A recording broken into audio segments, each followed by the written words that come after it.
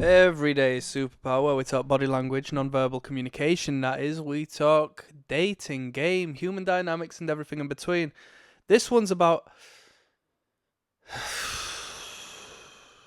blowing off steam. Let me give you another one there. Let me give you another one. You get where I'm coming from. For lack of better images on the internet, we've got a guy smoking, but regardless, I think it's a good depiction as to what we mean when we speak on somebody blowing off some steam. I mean, quite literally, it is an exhale. It's a strong exhale. Quite possibly an audible exhale. It tends to be quite audible, right? I think that's one of the you know main elements of this cue. But we're going to talk about the meaning behind it, and we're going to go in a little bit of a dive through any information we might be able to piece together, right? Two links down in the description. One will take you through to my catalogue of body languages, to which will teach you how to correctly read body language from head to toe. Second to that is the Patreon, where you'll join me in watching real life first dates between people. I will show you the attraction cues. I will show you the repulsion cues in real time. You'll see that in the world around you. You'll never forget that information. It'll be some of the most powerful information you've ever come across, in all fairness. You won't find it elsewhere. So we're exhaling. We're blowing out air through the lips. I mean, in like comic book fashion, it tends to be shown as people releasing steam from their ears for some particular reason. But this is a symbol of deflation, like a balloon deflating. Okay, we're letting out the air. Maybe we've been quite pent up, and now there's a forceful exhale through a compressed mouth or the lips. So as we can see in the image, it can be done through the nostrils as well. Okay, a rapid expulsion of air in accompaniment with a low tone, a grunt, a huff. Something with a degree of audacity that may strike the attention of those around them. Okay, and not only that, but you have to feel noise is a degree of energy as well. So, such as the releasing of the air of the body and that symbol of ridding yourself of that tension, of that tightness.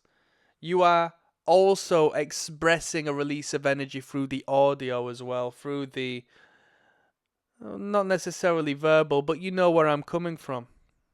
Okay? It indicates that one is suffering from a particular stress or quite recently has overcome a stress. So let's say you're cleaning the house and it's messy. You might do a little bit and then you stand upright and have a look around the room and you see how much more is to do and you go,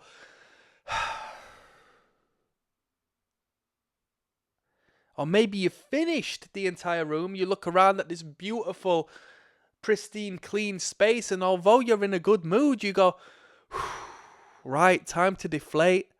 Time to let my hair down, per se. Time to relax. I've been so stubborn, so solid, so stiff. And now I can relax, man, and I can loosen up.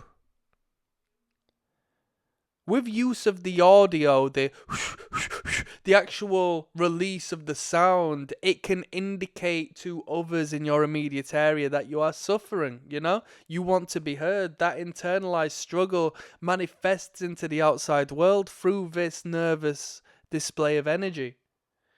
You want it to be known non-verbally. Yeah? Generally speaking, it's an honest signal, or it can actually be utilized for somebody crying for help and attention off of you. Let's say there's a girl who wants your attention. Oh, I'm struggling so hard. As you walk by, she might go out of her way to go, so the knight in shining armor turns around and goes, oh, are you okay? Do you know where I'm coming from? So it is a symbol and a signal that people are aware of. Can somebody resolve this issue? Or offer me a sympathetic ear? I'm making it loud and clear. You understand where I'm coming from with this huff and puff. Do you want to engage with me off of this? Okay?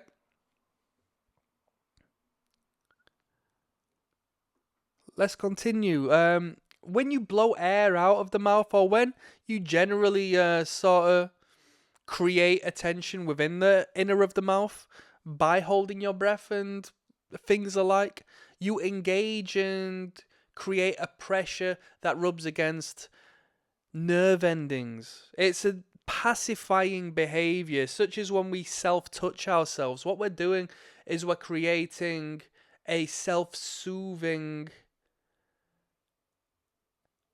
tension of air within our mouth, which when released brushes against it as such and makes us feel good.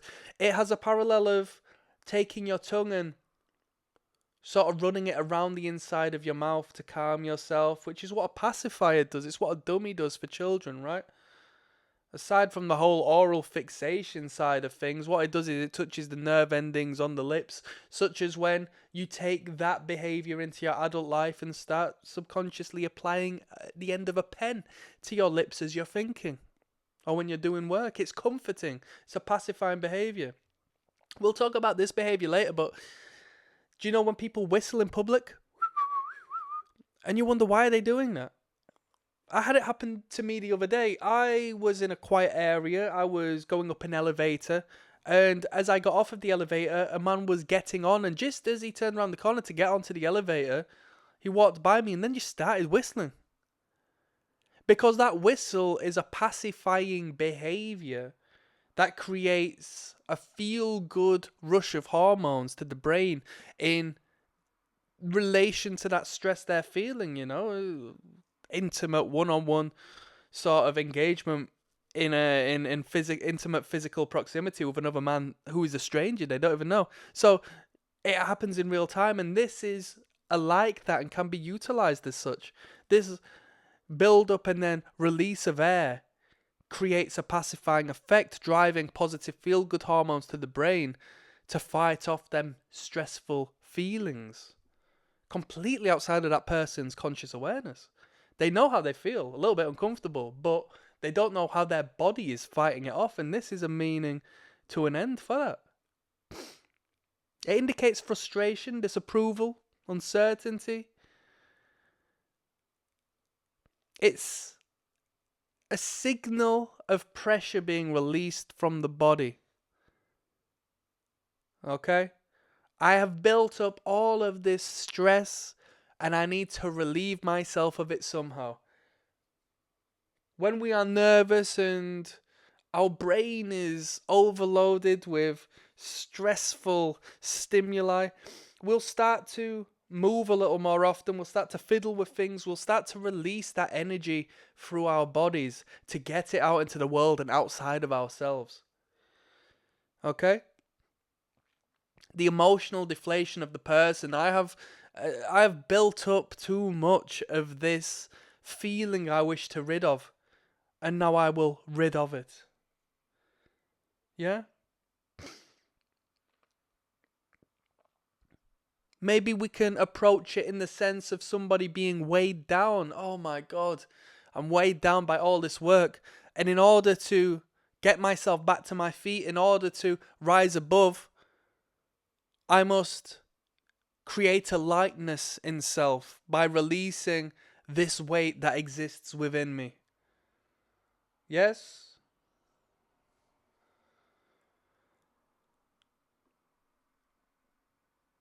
What more do we need to say?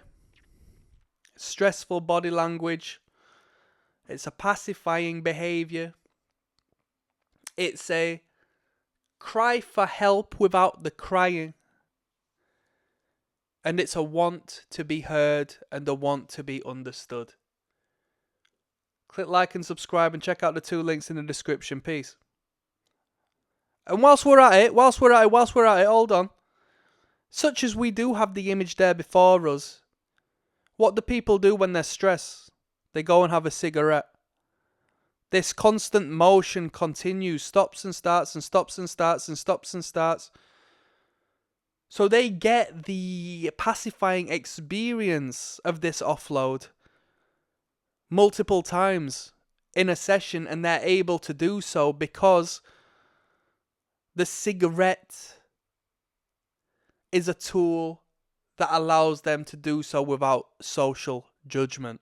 You can't just stand there going, oh, can you?